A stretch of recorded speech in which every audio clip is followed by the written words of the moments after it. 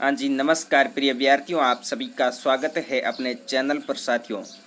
तो साथियों, मैं आज का सेशन बहुत ही महत्वपूर्ण प्रश्नों के साथ लेकर आया हूँ जो आपकी सेट एलडीसी वन रक्षक एग्जाम में रामबाण साबित तो होगा। तो आप इस सेशन को ध्यानपूर्वक देखिएगा। तो चलिए साथियों, करते हैं इस सेशन की शुरुआत। इससे पहले आप चैनल पर नए हो तो एक बार सब्सक्राइब जरूर कर लें। मैं आपके लिए रोजाना ही महत्वपूर्ण वीडियो लाता रहूँगा। तो चलिए करते हैं इस सेशन की शुरुआत। पहला प्रश्न है अपना, गुरु शिखर को संतों का शिखर किसने कहा? जी हाँ साथियों, बताने की कोशिश कीजिए। आपको हर एक प्रश्न का उत्तर साथियों कमेंट बॉक्स में देना है।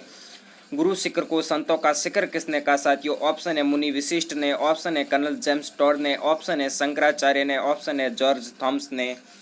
तो साथियों अगर बात करें गुरु शिखर को संतों का शिखर किसने कहा, तो साथियों कर्नल जेम्स टॉड ने कहा। किसने भाई? कर्नल जेम्स टॉड ने।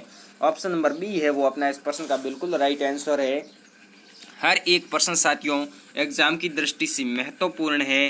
ये रहा अपना दूसरा सवाल, देश की सबसे बड़ी टंगस्टन की खान राज्य में कहाँ पर स्थित है? जी हाँ साथियों, देश की सबसे बड़ी टंगस्टन की खान राज्य में कहाँ पर स्थित है? ऑप्शन है साथियों वल्लभ नगर, नीम का थाना, गढ़बोर, डेगाना। बताने की कोशिश कीजिए साथियों। अगर बात करें देश की सबसे बड़ी टंगस्टन की खान, तो वो साथियों डेगाना में है। कहाँ भाई? डेगाना। ऑप्शन नंबर डी है वो अपना इस प्रश्न का साथियों बिल्कुल राइट आंसर है। अच्छे से इन प्रश्नों को याद कर लीजिएगा। अब आप कहेंगे कि डेगाना कहाँ है, तो साथियों डेगाना है वो अपने नागौर जिले में स्थित है। कहाँ है? नागौर में। चलिए अगले प्रश्न की ओर। अगला प्रश्न ये रहा अपनी स्क्रीन पर, कोटा राज्य में जन जागृति का श्रेय किसे दिया जाता है? जी हाँ साथियों, कोटा राज्य में जन जागृति का श्रेय किसे दिया जाता है? ऑप्शन है अपना पंडित न्योनाराम शर्मा, ऑप्शन है क्रांतिलाल चौथानी, ऑप्शन है करसन दत्त पालीवाल, ऑप्शन है भूरेलाल बया। बताने की कोशिश कीजिए साथियों। हर एक प्रश्न एग्जाम की दृष्टि से महत्वपूर्ण है। अगर मैं साथियों बात करूं भाई जन जागृति का श्रेय कोटा राज्य में किसे दिया जाता है, तो वो साथियों पंडित नयोनराम शर्मा को दिया जाता है। अपना ऑप्शन नंबर ए है वो इस प्रश्न का बिल्कुल राइट आंसर है। तो चलिए अगले प्रश्न की ओर साथियों। अगला प्रश्न ये रहा अपनी स्क्रीन पर, सालिम सिंह की हवेली कहाँ पर स्थित है? जी हाँ साथियों, सालिम सिंह की हवेली कहाँ पर स्थित है आपको बतानी है। ऑप्शन है बीकानेर, जयपुर, शेखावाटी, जैसलमेर। बताने की कोशिश कीजिए साथियों। अगर अपन बात करें सालिम सिंह की हवेली कहाँ पर स्थित है, तो साथियों जैसलमेर में स्थित है। कहाँ पर? ऑप्शन नंबर डी है अपना जैसलमेर। तो जैसलमेर में सालिम सिंह की हवेली स्थित है। इस प्रश्न का साथियों राइट आंसर जैसलमेर है। तो चलिए अगले प्रश्न की ओर साथियों। अगला प्रश्न ये रहा अपनी स्क्रीन पर, कौन से मंदिर में कृष्ण के शीश की पूजा की जाती है? जी हाँ साथियों, कृष्ण के शीश की पूजा कौन से मंदिर में की जाती है? ऑप्शन है मदन मोहन मंदिर, ऑप्शन है खाटू श्याम जी मंदिर, ऑप्शन है द्वारिकाधीश मंदिर, ऑप्शन है श्रीनाथ मंदिर।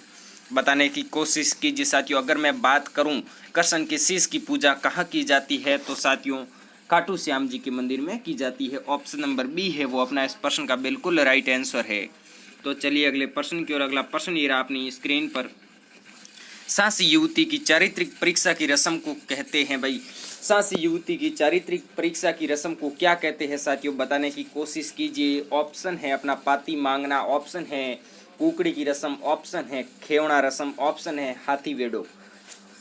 इस प्रश्न का उत्तर साथियों आप कमेंट बॉक्स में देने की कोशिश कीजिए। अगर बात करें सासी युवती की चारित्रिक परीक्षा की रस्म को क्या कहते हैं, तो साथियों कुकड़ी रस्म कहते हैं। ऑप्शन नंबर बी है वो अपना इस प्रश्न का साथियों बिल्कुल राइट आंसर है। तो चलिए अगले प्रश्न की ओर साथियों। अगला प्रश्न ये रहा अपनी स्क्रीन पर, बखेर क्या है साथियों? हर एक प्रश्न एग्जाम की दृष्टि से महत्वपूर्ण है। बताएं बखेर क्या है? ऑप्शन है साथियों सगाई की रस्म, शिशु को घर से बाहर निकालना, शव यात्रा में सिक्के उछालना, मृतक की हड्डियां गंगा में विसर्जित करना। अगर मैं साथियों बात करूं बखेर क्या है, तो साथियों मृतक की हड्डियां गंगा में विसर्जित करना बखेर कहलाता है। अपना ऑप्शन नंबर डी है वो इस प्रश्न का बिल्कुल राइट आंसर है। तो चलिए चलते हैं अपन नेक्स्ट प्रश्न की ओर। नेक्स्ट प्रश्न ये रहा अपनी स्क्रीन पर, हीरा नामी आभूषण कहाँ पहना जाता है? जी हाँ साथियों, हीरा नामी आभूषण है वो कहाँ पहना जाता है आपको बताना है। ऑप्शन है नाक, कान, पैर, बाजू। बताने की कोशिश कीजिए साथियों। अगर अपन बात करें हीरा नामी आभूषण कहाँ पहना जाता है, तो साथियों हीरा नामी आभूषण है वो पैर में पहना जाता है। कहाँ भाई? पैर में। आदिवासी महिलाओं का आभूषण है जो साथियों पैर में पहना जाता है। चलिए अगले प्रश्न की ओर। अगला प्रश्न ये रहा अपनी स्क्रीन पर, जी हाँ, किसका शासनकाल अलवर शैली का स्वर्ण काल कहलाता है? जी हाँ साथियों, अलवर शैली का स्वर्ण काल किसका शासनकाल कहलाता है? ऑप्शन है जसवंत सिंह, ऑप्शन है सावंत सिंह, ऑप्शन है विनय सिंह, ऑप्शन है राय सिंह। अगर अपन साथियों बात करें भाई अलवर शैली का स्वर्ण काल, तो साथियों विनय सिंह जी का, विनय सिंह का स्वर्ण काल है वो अलवर शैली का स्वर्ण काल कहलाता है। तो चलिए अगले प्रश्न की ओर साथियों। अगला प्रश्न ये रहा अपनी स्क्रीन पर, कौन सी शैली में बुझे हुए रंग का प्रयोग किया जाता है? जी हाँ साथियों, बुझे हुए रंग का प्रयोग कौन सी शैली में किया जाता है? ऑप्शन है अपना बूंदी शैली, ऑप्शन है आमेर शैली, ऑप्शन है नागौर शैली, ऑप्शन है अजमेर शैली।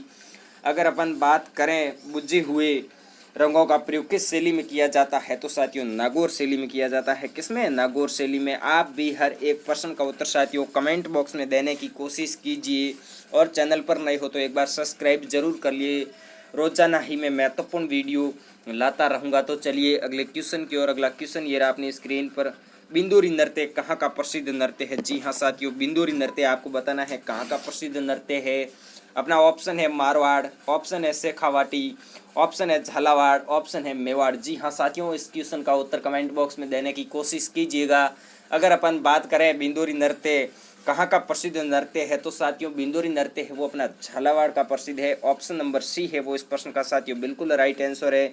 अच्छे से इन प्रश्नों को स्टार मार्क लगा के याद कर लीजिएगा, क्योंकि भविष्य में एग्जाम पैटर्न बदल चुका है, ऐसे ही क्वेश्चन पूछे जाते हैं। तो चलिए अगले प्रश्न की ओर। अगला प्रश्न ये रहा अपनी स्क्रीन पर, कौन सा नृत्य स्त्रियों द्वारा भीख नेक मांगते समय किया जाता है? जी हाँ साथियों, कौन सा नृत्य स्त्रियों द्वारा नेक मांगते समय किया जाता है? नेक का मतलब भीख। तो साथियों ऑप्शन है संक्रिया नृत्य, ऑप्शन है द्विचक्री नृत्य, ऑप्शन है शिकारी नृत्य, ऑप्शन है बांगड़िया नृत्य। बताने की कोशिश कीजिए साथियों। अगर अपन बात करें कौन सा नृत्य स्त्रियों द्वारा नेक मांगते समय किया जाता है, तो साथियों बांगड़िया नृत्य। क्या भाई? बांगड़िया नृत्य। ऑप्शन नंबर डी है वो अपना इस प्रश्न का बिल्कुल राइट आंसर है। तो चलिए अगले प्रश्न की ओर साथियों। अगला प्रश्न ये रहा अपनी स्क्रीन पर, रावण हत्ता वाद्य यंत्र में कितने तार होते हैं? जी हाँ साथियों, बताने की कोशिश कीजिए। रावण हत्ता वाद्य यंत्र में कितने तार होते हैं? ऑप्शन आपके सामने है साथियों, 27, 9, 12, 7। अगर अपन बात करें साथियों रावण हत्ता वाद्य यंत्र में कितने तार होते हैं, तो साथियों 27 तार होते हैं। कितने? 27। ऑप्शन नंबर ए है वो अपना इस प्रश्न का बिल्कुल राइट आंसर है। तो चलिए अगले प्रश्न की ओर साथियों। अगला प्रश्न ये रहा अपनी स्क्रीन पर, हर एक क्वेश्चन एग्जाम की दृष्टि से महत्वपूर्ण है साथियों।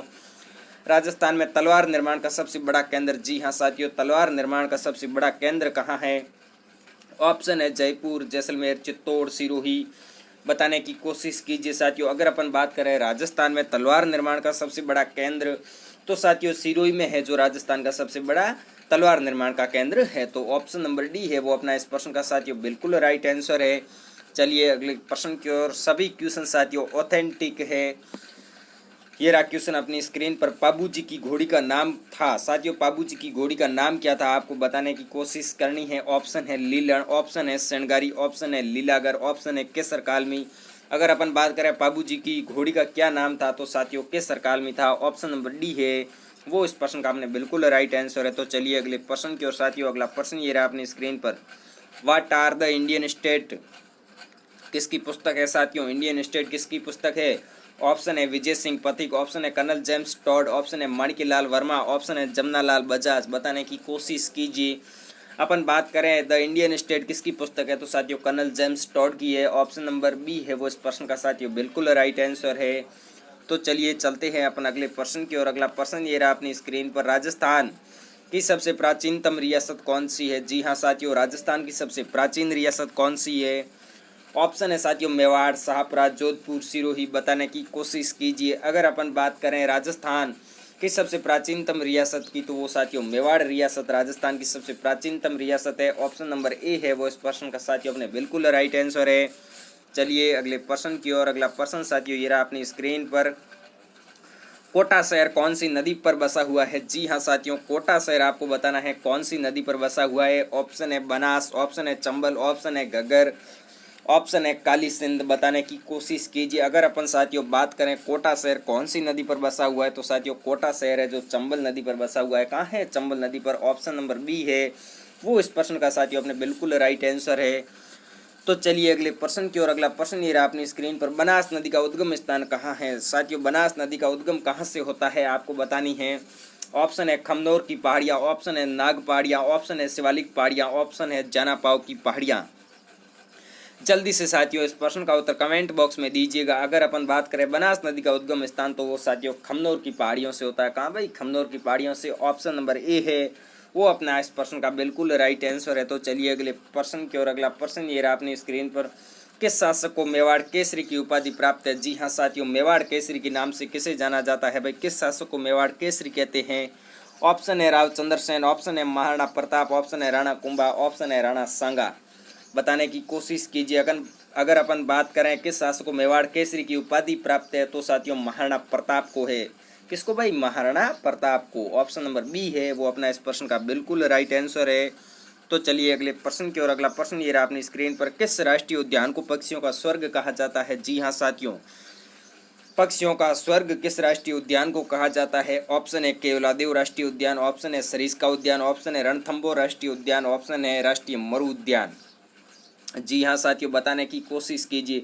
अगर अपन बात करें किस राष्ट्रीय उद्यान को भाई पक्षियों का स्वर्ग कहा जाता है तो साथियों अपना ऑप्शन नंबर ए है वो इस प्रश्न का बिल्कुल राइट आंसर है। केवलादेव राष्ट्रीय उद्यान को पक्षियों का स्वर्ग कहा जाता है। ऑप्शन नंबर ए है वो इस प्रश्न का बिल्कुल राइट आंसर है।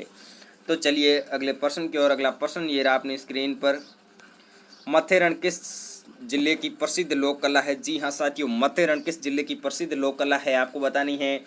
BSTC 2013 में ये क्वेश्चन साथियों पूछा गया। इसके अलावा भी 2-4 भर्तियों में और भी पूछा गया क्वेश्चन है। तो ऑप्शन है अपना जोधपुर, चूरू, बीकानेर, उदयपुर। बताने की कोशिश कीजिए मथेरण किस जिले की प्रसिद्ध कला है। अगर अपन साथियों बात करें मथेरण किस जिले की प्रसिद्ध कला है तो साथियों मथेरण है वो अपने बीकानेर जिले की प्रसिद्ध कला है। ऑप्शन नंबर सी है वो इस प्रश्न का साथियों बिल्कुल राइट आंसर है। चलिए अगले प्रश्न की ओर साथियों। अगला प्रश्न ये रहा अपनी स्क्रीन पर, तेरह ताली नृत्य के लिए प्रसिद्ध है। जी हाँ साथियों, कौन सा मेला अपने तेरह ताली नृत्य के लिए प्रसिद्ध है। ऑप्शन है गोगा मेला, ऑप्शन है तेजा मेला, ऑप्शन है रामदेवरा मेला, ऑप्शन है लकी मेला। अगर अपन बात करें तेरह ताली नृत्य के लिए प्रसिद्ध मेला तो साथियों रामदेवरा मेला है वो तेरह ताली नृत्य के लिए प्रसिद्ध है। ऑप्शन नंबर सी है वो इस प्रश्न का साथियों बिल्कुल राइट आंसर है। तो चलिए अपन चलते हैं अगले प्रश्न की ओर। अगला प्रश्न ये रहा अपनी स्क्रीन पर, गौतमेश्वर धाम किस जिले में स्थित है। जी हाँ साथियों, गौतमेश्वर धाम आपको बताना है भाई किस जिले में स्थित है। ऑप्शन है अपना प्रतापगढ़, ऑप्शन है चित्तौड़गढ़, ऑप्शन है बांसवाड़ा, ऑप्शन है उदयपुर। अगर अपन बात करें गौतमेश्वर धाम किस जिले में स्थित है तो साथियों प्रतापगढ़ में है अपने गौतमेश्वर धाम स्थित है। ऑप्शन नंबर ए है वो इस प्रश्न का साथियों बिल्कुल राइट आंसर है। तो चलिए अगले प्रश्न की ओर साथियों। अगला प्रश्न ये रहा अपनी स्क्रीन पर, महाराणा प्रताप की मृत्यु किस वर्ष हुई। जी हाँ साथियों, महाराणा प्रताप की मृत्यु किस वर्ष हुई आपको बताना है। ऑप्शन है 1597, ऑप्शन है 1572, ऑप्शन है 1576, ऑप्शन है 1602। अगर अपन बात करें भाई महाराणा प्रताप की मृत्यु किस वर्ष हुई तो साथियों 1597 में महाराणा प्रताप की मृत्यु हुई। ऑप्शन नंबर ए है वो इस प्रश्न का बिल्कुल राइट आंसर है। तो साथियों आप सभी को धन्यवाद, आप सभी ने सेशन को बड़े अच्छे से देखा। ऑल द बेस्ट, खुश रहिए, मस्त रहिए, हंसते रहिएगा। मिलते हैं इसी जोश के साथ नेक्स्ट सेशन में।